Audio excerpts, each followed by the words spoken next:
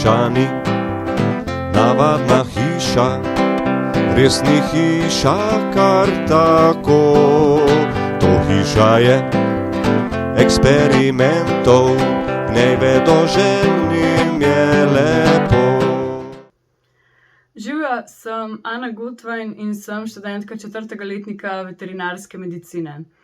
Zdaj v bistvu sploh ne vem, kako začeti ta video oziroma kako odgovoriti na vprašanje, kako mi je hiša sploh pomagala pri tem, kar počnem danes. Pa ne zato, ker bi bila mogoče delo v hiši eksperimentov in sam študij veterinarske medicine dve tako različni stvari, ampak zato, ker sem od hiše odnesla res ogromno. Zdaj v bistvu prva stvar, ki mi pade na pamet, je ravno to, da ni nič narobe, če kdaj ne veš kakšnega odgovora na vprašanje. Ali pa recimo, če tako kot jaz ne veš, kako bi začel ta video. Pač rečeš ne vem.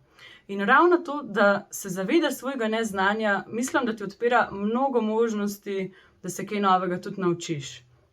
Zdaj, med samim delom v hiši eksperimentov sem tudi vodila par dogodivščin, in sicer svetlobologijo, zobologijo in privlačnologijo.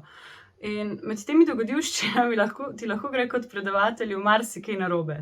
Recimo, ne vem, enkrat se mi je zgodilo, da mi je med izvajanjem same dogodivščine zmanjkalo plina v gorilniku, ki je bil ključen za izvedbo same dogodivščine. In kaj narediti pol? In ravno v takih situacijah mislim, da se mi je hiša eksperimentov pomagala znajti. Pomagala mi je izboljšati svoje improvizacijske sposobnosti.